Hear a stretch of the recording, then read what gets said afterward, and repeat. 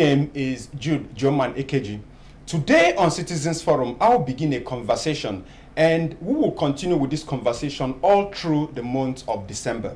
And so today, I'm simply going to fly the kite that is going to lead to different chapters of this program, where I'll be reaching out to different voices, different groups, and different organizations in Nigeria for us to have their different perspectives on this issue. But for today on Citizens Forum, we are going to begin with the smallest unit we can, and that is with the people of the Southeast, and talk about the kind of strategy we should start talking about and thinking about and putting on the table, and just who and who should wake up and start doing something. Towards the end of the program, I'm going to air the clip of former President Jonathan talking about the coup in Guinea-Bissau. I want us to listen attentively to the former president because the things he said will also form the basis of some of our conversations, not only on this platform, but on the other platform, which is Bits and Pieces, which comes every Tuesday night, 9 p.m. to 11 p.m. We'll be talking about the different issues President Jonathan raised in that conversation. We're going to start talking about them because all of these things really touch at the soul of security and insecurity, not just in Africa, not just in West Africa, but also the Sahelian states. Nigeria does not exist alone. Nigeria exists in a region, and that is West Africa. Nigeria shares boundary with the Sahelian states. Nigeria is in Africa.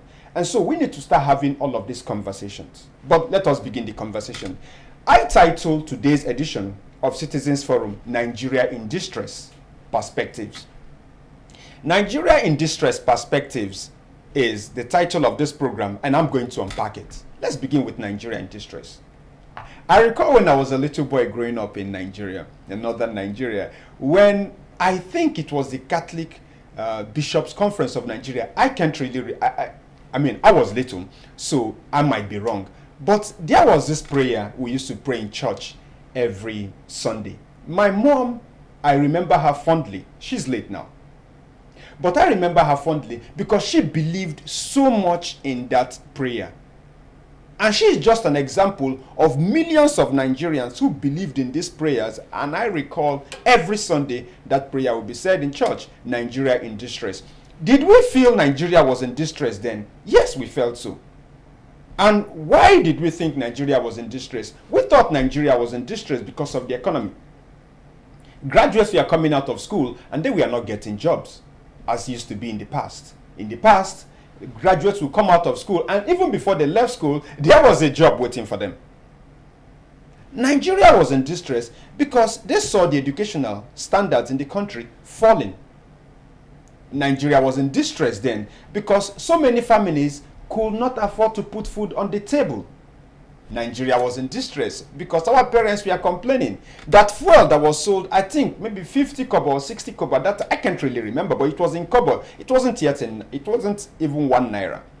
They thought it was expensive. And was it expensive compared to the purchasing power of the average Nigerian on the streets and the life they had been used to? Yes, Nigeria was in distress. Was Nigeria also in distress? Yes, Nigeria was in distress because insecurity was creeping in. Insecurity was there.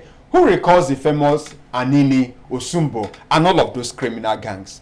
There was insecurity. For those of us in Nigeria, there was insecurity. The Metasine crisis. Radical Islam creeping in. We had Almajiris on the streets. This was not the Nigeria of the dreams of our parents. And so, yes, Nigeria was in distress. Could Nigeria do better? Yes, Nigeria could do better. And so that prayer was commissioned, Nigeria in distress, and we all prayed it.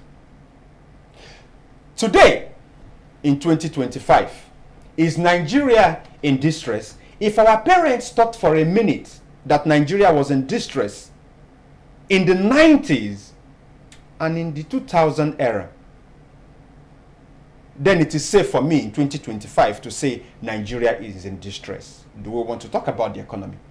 Do we want to talk about security and insecurity? Do we want to talk about education? Do we want to talk about tolerance? Do we want to talk about what exactly every aspect of our country? We are in distress. Are we going to talk about unemployment? Are we going to talk about inflation? Or do we talk about the idea that while we were growing up, if a military man, if a soldier gets injured in any community, that community was silent. That community was, it will turn to a graveyard if a soldier was even molested, still alive, but even molested in any community. But then in 2025, brigadier generals are being slaughtered in the open for everybody to see. In 2025, school children, pregnant women, clergymen are abducted and killed like chickens in the full glare of everybody. In 2025, terrorists boldly display their location on Nigerian soil. In 2025, terrorists boldly display wads of cash for everyone to see. So Nigeria in distress, nobody will argue that.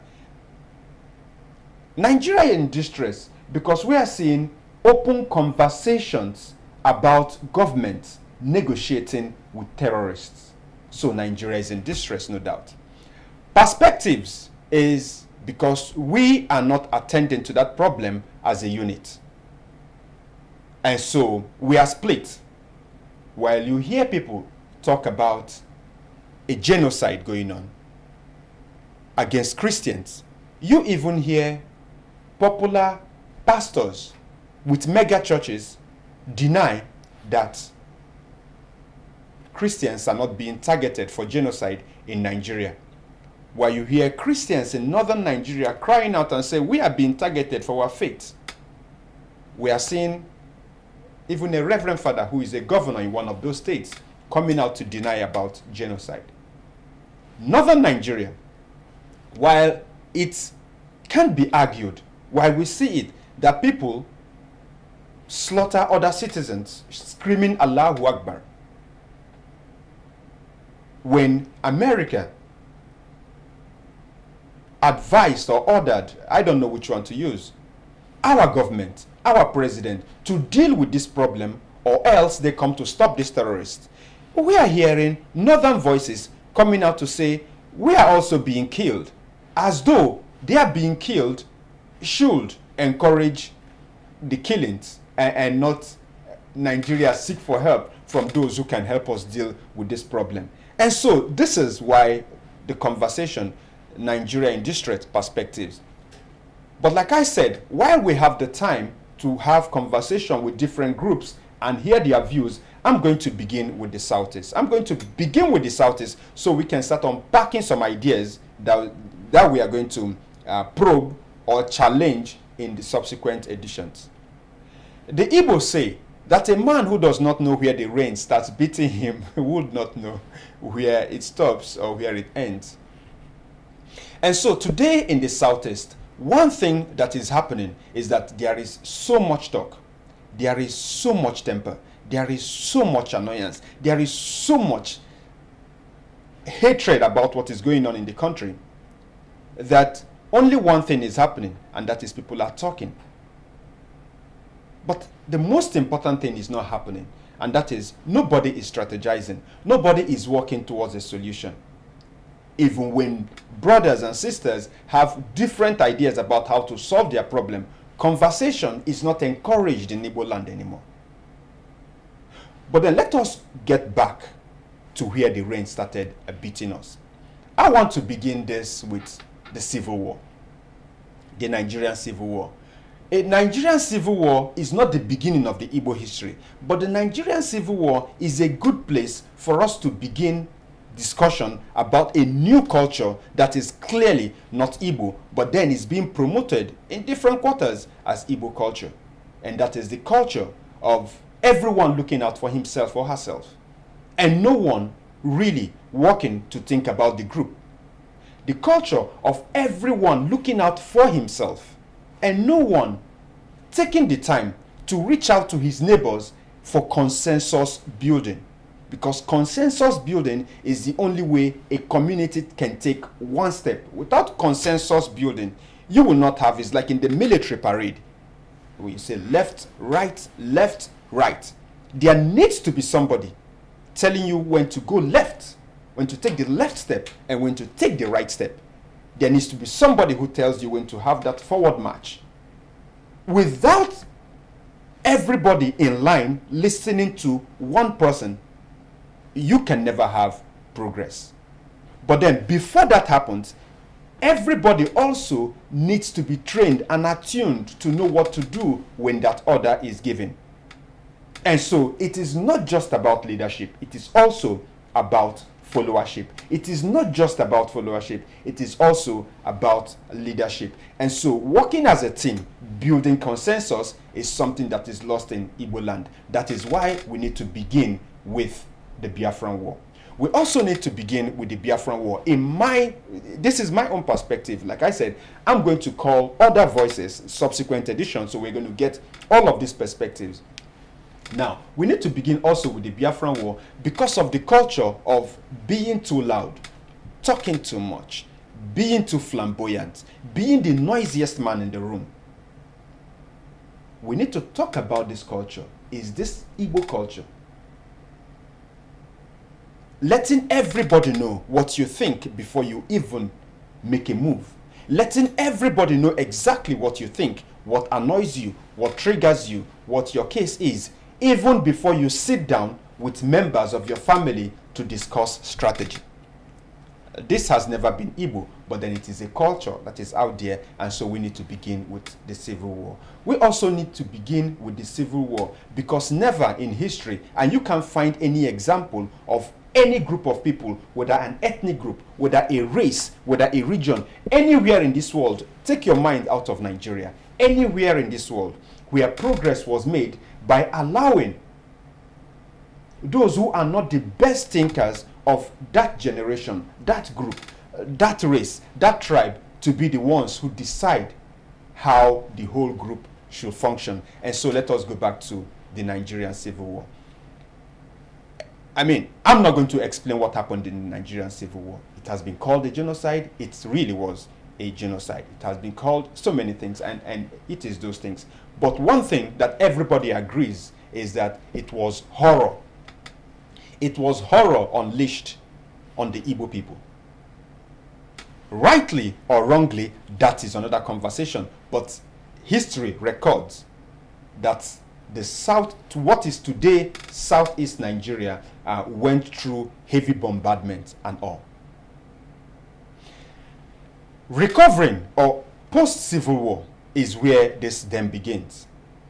And that is that policy in 1970 that ensured that the Igbo people were then, after the Civil War, after the starvation, after the killings, after losing their loved ones, after losing everything, after losing their homes, after losing everything, that there was a deliberate policy from the government in Nigeria, as controversial as it was, and it still is, of regardless of the assets, of the wealth any Igbo man had, that they were made to begin with 20 pounds. And so it doesn't matter what you had.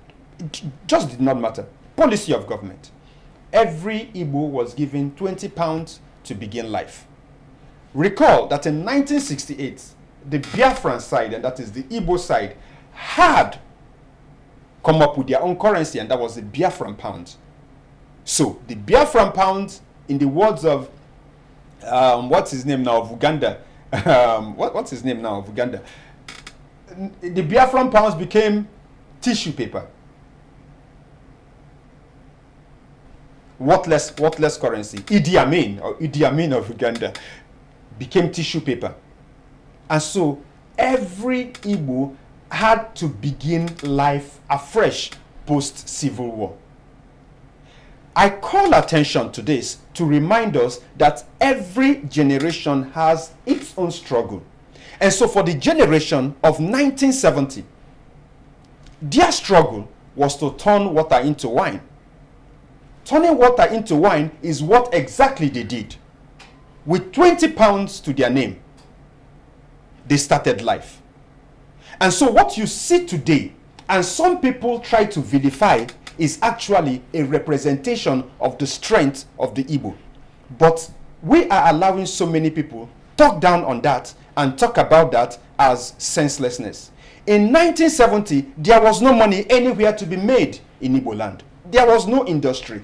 There was nobody who had money to pay you for your goods, your services, your whatever. And so the only way to survive in 1970 was to move out of the southeast. And they did. To Sokoto, to Kano, to Maiduguri, to Kaduna, they went all over, even abroad. You had to leave. You had to leave, and that is L-E-A-V-E to L-I-V-E. You had to leave. And so the people who made their move were the strongest amongst us. They were those who represented what we were the most. I'm fortunate also to be raised by that generation of parents. My parents were one of those who left Igbo land and went to Kaduna, the only way they could live. And there they raised the family. The testimony to the resilience, the bravery, and the courage of that generation is that before a decade, by 1980, the war ended in 1970, by 1980, you had Igbos who had built industries, who had built businesses, who had built mansions. They had rebuilt their life. That is a testimony to how a generation was confronted with a problem no generation before them had been confronted with. They challenged it, they went in, and they won. But then, we should not only talk about the victory without talking about the scars. Let us talk about the scars. Never does a human being go into the ring and fight with something bigger, tougher, wilder than him without having scars. Even though the Igbo celebrate that victory, we are not talking about the scars. We are not being honest. We are not even having conversation about the scars. What scars? And this is what I think. You needed a different set of tools. You needed a different set of thinking. You needed a different set of strategy. You even needed a different culture and lifestyle to survive what our parents went through. And so, what did it do to the Igbo? It did to the Igbo something we need to start healing, and nobody can heal it except ourselves. You just couldn't stop a man who had fought the impossible battle and won, not becoming, I don't want to use the bad word, but I just want to say, celebrating. And so celebrate our parents did. They couldn't hold back that urge to be loud where they should be silent. Because they competed and won. You couldn't also survive that without becoming somebody who was selfish. Because being selfish, if you look at it as a good word, if you look at it as a bad word, but that's what it had to be. You needed to think about self for you to survive that war. When I mean war, that financial war that was waged against the Igbo. And so that was not a time when you needed to start having friends and thinking about your neighbor and thinking about strategy of coming together. The whistle was blown and you went into the field and you went into the ring and you started fighting. You were fighting for survival, like Bob Marley said in Buffalo Soldier. Every Igbo man was fighting for survival. But that culture comes with its consequences. One of the reasons why Ndibo also survived that, because there was no strong central authority that will tell you what to do and what not to do at that point. If you thought this was going to work for you, that worked for you. If you thought you were going to go to Gabon, that should be where you go to. If you thought you were going to go to Sokoto, that was where you went to. If you thought what you should go into is shipping, whatever it was. And so we built wealth. Ndibo built wealth. That generation built wealth by being selfish, and it took them to the greatest heights. Today in 2025, there is no ethnic group, even those who had the blessing, the covering, the power of government, of subsidies, of quota system, even all of these things benefited. They did not win the competition against the Igbo. The Igbo won that competition. And so, that also comes with a cost. It comes with the cost of envy. It comes with the cost of envy. Respect, first respect, your peers respect you, and then they start envying you.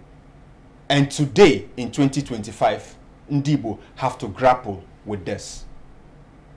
Now, so much things to talk about. Like I said, December, we are going to dedicate every week to addressing some of these issues separately. But then, the whole essence of this program is to drum it into the consciousness of the people of the Southeast, why we must now in 2025 begin working together. Why we must in 2025 start having a clear strategy. Why in 2025 we cannot have a clear strategy of how to secure our homeland, of how to fight the very existential threat that we all can't deny is now all around us. But we cannot do this with the culture we have of today. And so I ask certain questions. I'm going to allow these ideas to be challenged by different groups as we go on, but I'll ask certain questions. And that as it has to do with strategy, as it has to do with consensus. Today, we hear everyone talking about the Igbo knows no king. But that is not true. That is the real DNA and culture of the Igbo being explained by our enemies. Don't forget, the people who wrote about that for the first time were the colonizers. They were the white men who talked about the Igbo being amorphous or whatever they call it. And so we were a people who could not be governed, who are ungovernable. That is not true. But they knew the truth. And what is that truth? The truth was that the Igbo were a people who reached every decision by consensus. We had a democracy. We had kings. We had leadership. We had a clear-cut agreed system of how our leaders emerge in any Igbo society. We had it. What so many people are yet to come to terms with and agree, and that's their business, was that the Igbo, even though we had what you could call kings and leaders, decision-making was very democratic. And so in decision-making, everybody had a voice. And the congregation listened to that voice, no matter how much they disagreed with that voice. The Igbo came to a consensus after a painstaking process that ensured that it was superior reasoning that won the day. In 2025, we have succeeded in destroying that culture of Igbo. Today in the Southeast, we shoot down conversation.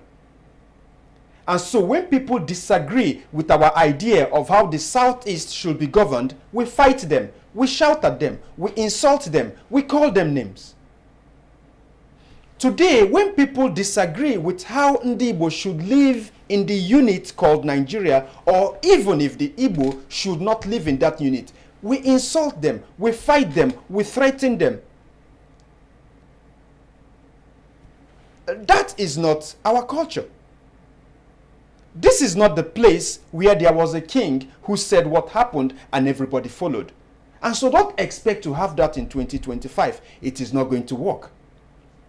So how do we start building consensus? How do we begin that journey of reclaiming what is indeed a heritage of Ndibo? Where people disagreed, where people agreed, but at the end of the day, it was the number of people, and it was also the weight of what they were saying that carried the day. If we do not get back that culture first, let us kiss goodbye the romantic idea that we can set up a security unit like the Southwesterners have done. Most times when we have conversations, we always blame Igbo leaders, Igbo politicians, Igbo elites, and all of that. But they are not any different from us, a people who have deviated from their core values. So we need to start that. The second thing I also need to talk about is culture. Today, the Igbo man is the most flamboyant in the room. The Igbo man is the noisiest in the room. That clearly was not the culture of those who built wealth from 20 pounds.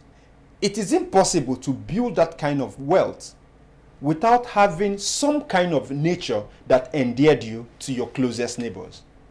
And so we can talk about the Biafran War and all of the horrors. We can also talk about the decision that was taken for the Igbo not to get integrated. But have we ever asked ourselves, how damn possible was it for our fathers and our grandfathers to build wealth in Sokoto, to build wealth in Katsina, to build wealth in all the interior villages in Nigeria? They were able to build that wealth because everywhere they went, people loved them. You don't build wealth in a foreign land without being accepted. And so we need to start saying the real narratives. The idea that everybody hates Ndibo is a lie that the weakest amongst us have exploited for too long. It's a lie that those who want to use us for whatever it is they want to use us have exploited for too long. They were accepted the places they went to. They were given access the places they went to. Whatever might have been happening around the political scene, but that was not the experience they had with the common men and women in the rural communities they went to. They got people empathized with them because they were coming with nothing. People allowed them access to some facilities that helped them. In some places, they came back to the wealth, even though there was a state policy, but some communities gave them back their buildings because they empathized with them. They were long-lost neighbors who they were happy to integrate them. My family is an example. And so in 2025, what we must start doing is to start building bridges. But this is where I call on the elites in Igbo land, the politicians in Igbo land, the favored in Igbo land. We should start building bridges rather than burning them. Talking about the bitterness and the pain of yesterday will not help us tomorrow. It will not help us secure our forest today. It will not help us protect our children from the onslaught that is coming. It will not help us protect our women from what is coming. And it will not help us secure our homeland from what is coming. The way we are going to do that is to start building bridges. Yes, our forefathers might have done something to the forefathers of some people. Our grandfathers and the grandfathers of some people might have had their bitterness. But if we want to progress, we cannot save our home. The North is also waking up to the reality that its own enemies are not the people far away. It is from within. And we see what is happening. Can all of this thing build? Because that is one thing adversary does. When a people are faced with existential threat like Nigeria is faced right now, it does two things to them, two extremes. It's either going to unite them, no matter the differences they had yesterday, unite them against a common enemy, or the enemy is going to take advantage and exploit that decade-long difference between them to conquer them. Which one is it going to be? We need to start building alliances with the Southwest. We need to stop that narrative that we throw so often about what the Yoruba are and what they did. We must start building alliances because our security and their security is tied together. If the terrorists overrun places like Kogi, where next are they coming to? I asked people in my last program to take a map of Nigeria and look at the journey of these terrorists.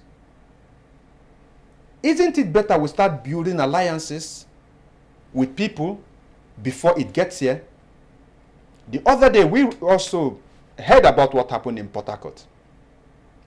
If they had succeeded there, what do you think would have happened? So we need to start building alliances. We need to forget about what happened yesterday. And like our parents before us did, solve the problem of today with new strategy, with new thinking.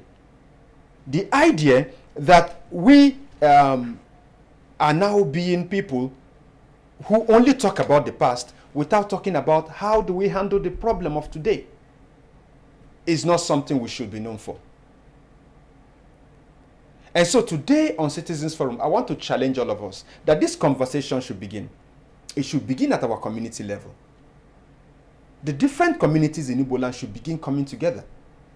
This is the only way we are going to pressure those in politics. Because let us face it. Let us face it. All over Nigeria, it is not just a southeast problem. It is also a southwest problem. It is a southwest problem. It is a northeast, north central, northwest problem. Where the people on one hand are talking and are saying what they need, are calling attention to their problem, but the people in politics sometimes are not listening, are rather abusing, making deals. And so when you have this kind of a problem, it is time for us to start reaching out to the ordinary people across board. So we mount pressure on those who lead us, our political leaders, to start doing things differently. You see, the state creation of 1967 could be explained by anybody depending on where they fall onto. But one thing that we can take away is that it was a deliberate move to weaken a certain region. It was a deliberate move.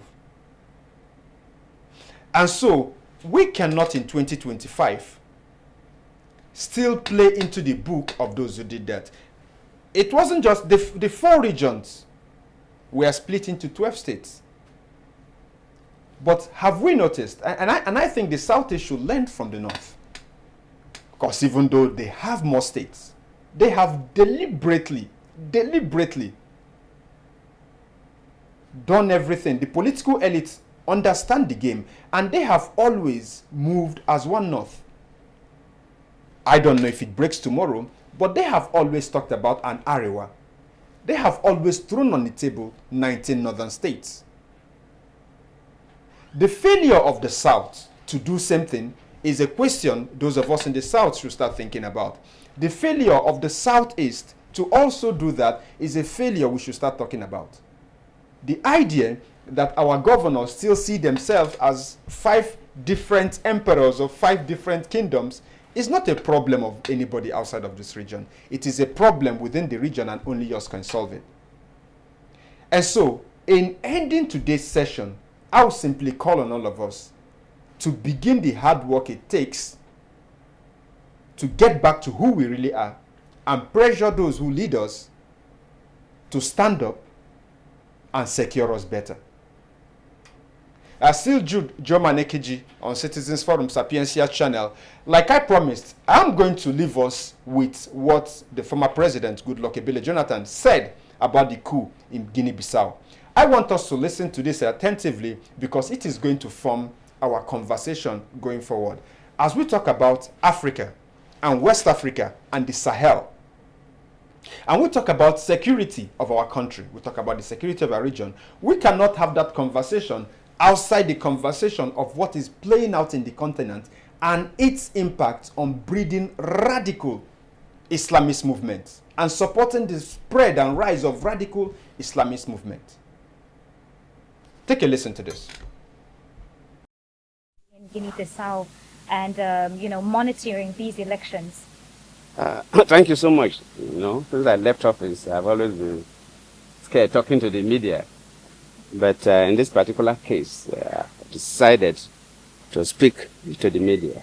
First and foremost, to thank Nigerians for the show of empathy, the encouragement, because while we were in Bissau and this so-called coup happened, the information we got was that the whole country was agitated, young and old.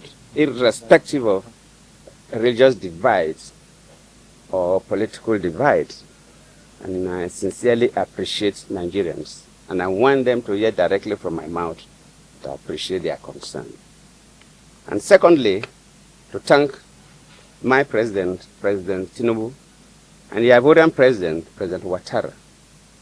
Both presidents were to send aircraft to lift us, but somehow, Côte d'Ivoire is closer to Guinea-Bissau, and there's always some relationship between Francophone countries and the Lusophones among the Francophones. They were able to penetrate their system to get landing permit first before Nigeria could do that. So the Ivorian aircraft was already on their way to pick us. So when we learned about the Nigerian aircraft about leaving, we asked them not to bother. That is why if you see the pictures that was brought by an Ivorian aircraft. So we thank the two presidents, President Ouattara, President Tinubu, and indeed thank Nigerians, young and old, for that. And specifically, what happened in Guinea-Bissau, I wouldn't call it a coup. It was not a coup. Maybe some people describe it as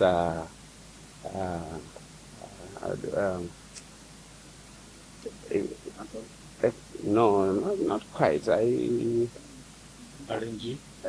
I would just say, if it is like, for want of better word, I would say maybe it was a ceremonial coup. Because for two things, it is the president, President Barrow, that announced the coup.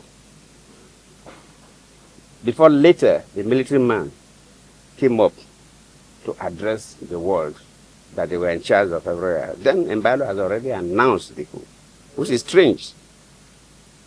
Not only announcing the coup, but Mbalo, while the coup took place, was using his phone and addressing media organizations across the world that he has been arrested. I'm a Nigerian close to 70, and I know how they keep heads of state when a coup takes place. Recently, I was a mediator in Mali, an ECOWAS mediator in Mali, and within that period, we had a military coup. Military don't take over governments, and the sitting president that they overthrown will be allowed to be addressing press conferences and announcing that he has been arrested. Why does this happen? Who is fooling who? Basically, what happened in Guinea-Bissau is quite disturbing to me, who believes in democracy. In fact, I feel more pained than the day I called Buhari to congratulate him when I lost the election as a sitting president. Because I've been quite particular about Guinea-Bissau. As a sitting president, then, Guinea-Bissau was in crisis. Started by about 2012. By 2011, we have to go physically. We worked with them and made sure that by 2014, we went 2013, elections were conducted. In fact, it was so bad the day that I learned that the military man went to the office of the prime minister and slapped the prime minister in the office. It was that bad. And what is happening is like we are going back to those dark days of Guinea-Bissau, where the military can do whatever they think they can do. It's totally not acceptable. The elections were done peacefully. We were in the field. I was a part of the West African Elders Forum. Normally, we are not co-observers, so we didn't deploy observation teams across, but we observed within Bissau, the capital, and the neighboring settlements. But during the meeting of all heads of observation missions, and they gave accounts of all the observers gave their account. Nobody gave something different. The elections were peaceful. Counting of results at the polling units peacefully done. The conduct of the electoral officials, the security, the party agents, the voters. It was a good election, and one expected the results to be announced. Then while they were collating the results, then they are finished collating results. You know, results are, for presidential election are collated at different levels. That's right. The 9 regions, results were ready. So they were collating them at the capital. And when they were almost through, And we're all waiting for the result to be announced. Then Mbello announced that that's a coup. That they have taken over, they have arrested him. But from all indications, nobody arrested him. My conviction is that, and my charge to ECOWAS and AU is that they must announce their results. They have the results because AU and ECOWAS officials were at all the regions when the results were collated. They cannot change those results. They should tally all those results and announce. They cannot force the military out, but they must announce, let the world know who won that election. Let the world know who won that election. And they owe the world that responsibility. Similar thing happened in Cote d'Ivoire when I was the chair of the Authority of Heads of State and Government of ECOWAS. When in 2010 we had elections in Cote d'Ivoire, Gbagbo was the sitting president. At the first round, Gbagbo got 40-something% of the votes. Ouattara got 30-something% of the votes. And their law, you must get 50% of the votes plus one, at least. Democracy is about majority. You must get a simple majority to be the president. So they have to go for a second round. And when they went for the second round, all those other candidates that lost now supported Ouattara. And Ouattara now got more votes than Gbagbo. And Gbagbo said he was not going. That he won the election. How can somebody who had something now come and defeat him? But that is a law. Then all the observers, international communities say Ouattara won the election. Then we ECOWAS said, well, you're our colleague, but you have to go. If the observers, everybody say, Ouattara won the election, Ouattara must be sworn in as the president of Cote d'Ivoire. I stood my ground as the chair of the Authority of Heads of State and Government of ECOWAS, and Ouattara was sworn in. So, the leadership of ECOWAS, luckily, Madabio was a former military man himself, so he should be courageous. The leadership of AU, they must be courageous. They must announce who won that election. I'm not saying they should mobilize soldiers to go and fight. No need to save blood, but we must know. Because the results are there. They have the results. The AU, ECOWAS, they have the results. So we cannot be playing pranks. Nobody should call others fools. There's no way they remove a military coup. Military coup at the time they want to announce the result. How? And the president was the person who announced the coup. It doesn't happen anywhere. Well, you people are too young, so you didn't know what used to happen in Nigeria. We're a country that witnessed a series of coups before. So it doesn't happen. Well, Your Excellency, speaking about ECOWAS, as of this morning, there was an update that ECOWAS leaders have suspended Guinea-Bissau from decision-making bodies. What comments do you have towards that? No, that's traditional. Because ECOWAS, though, if you follow the history of ECOWAS, ECOWAS started when a number of West African countries had military leaders. But later on, when leaders now say that for your economy, ECOWAS is economic community, the emphasis was the economy. But for you to develop your economy, you must be politically stable. So protocols were changed, and we agree that in ECOWAS, we must not go back to military rule. We must not go back to military dictatorship. We must embrace democracy. And since the change of protocols, if any country, a military takeover, that country is suspended. It's normally, it's natural. So we expect that, and they knew it was going to happen. So it's not strange. So, Your Excellency, as we speak now, 4 countries within the West African bloc, 3 have already... Don't worry yourself. Even if 5 countries remain in ECOWAS, so be it. It's costly to do the right thing. But ECOWAS must not bother. If Guinea-Bissau want to join the military camp, they should. They should. Even if 5 countries are committed to remain in ECOWAS and develop ECOWAS, the only thing is that they must modify the protocols or create some other protocols to make sure that ECOWAS do things that will endear them to the citizens, things that young people will benefit, things that business class will benefit, things that students will benefit. Let ECOWAS be attractive to citizens of the community, not just talking about political issues. When ECOWAS continue to do those things, these countries, they will come back to join ECOWAS. The military, it will not be forever. You carry gun today, took over government, with time, society will be tired of you and will ask you to go. It will not take more than 10 years for all these countries to go back to civil rule, and they will join ECOWAS. So for now, even if only 5 countries out of the 15 are ready to carry on with the ECOWAS, they should. We should not bother about that and begin to change their position. ECOWAS must stand firm. We cannot accept military in ECOWAS.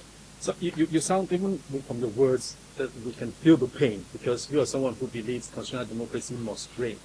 For the persons concerned in this, because you have also shared that your strong feeling is that this coup was engineered by President Mbello himself, a former military officer. The question, sir, is this.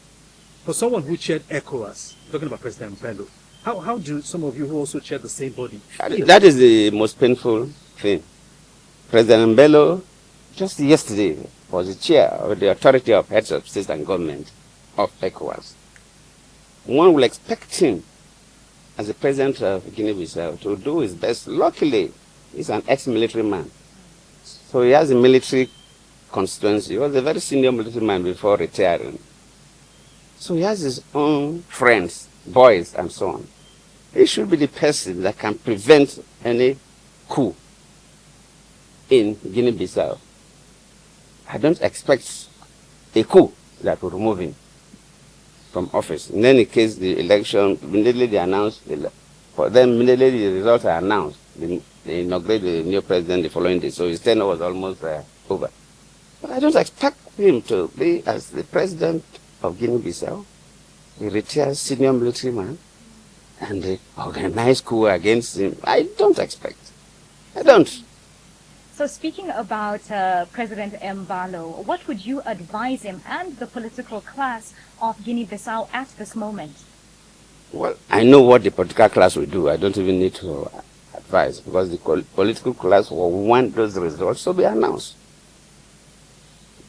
The political class will want the results of the election to be announced. Nobody should take citizens of a country for a ride. People did not go to work. People wasted their time, queued up, voted, and when they are about announcing results, then you come as soldiers and you scuttle the results. So the political class will never accept that. For the military, I'll plead with them not to take Guinea-Bissau back to the dark days of 2011 to 2014. Because I was the chair of the ECOWAS Authority of Heads of State and Government, and I was involved. Most of them acknowledged it anyway when they saw me. They say, we know what you did for us. We know what you did for us. They know what Nigeria did to stabilize the country.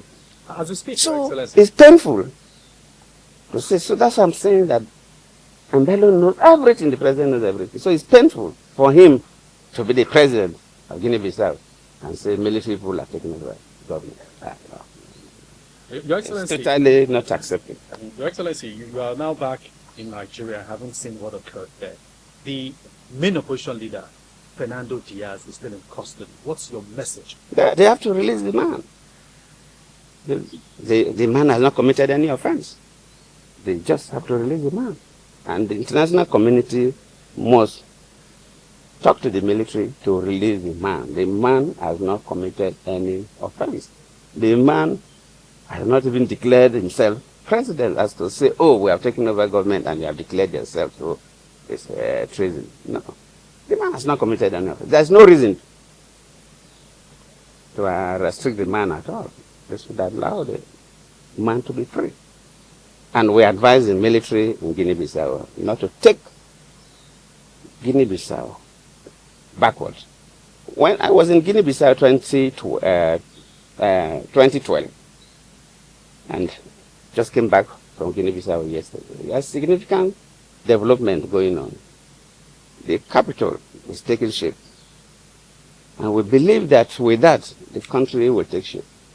So the military should not take us backward to the dark days of 2011 to 2014. And finally, Your Excellency, how soon do you expect a return to constitutional government? Nobody can say. Nobody can say. But I believe if ECOWAS, supported by AU, are firm, yes, they may not, because after all, Burkina Faso has not returned, Niger has not returned, Mali has not returned. So you can't say, nobody can say exactly. But even if they will stay on, first, they must release another Diaz. They have not committed any offense. Second, the results must be announced. Let the world know who won the results. And, okay, this man won the result, but the military overthrew him. That's the better story than to tell me that they organized a coup to remove Mbele. Mbele was leaving government. I mean, Mbele was to leave government today. So what kind of a coup to remove Mbele?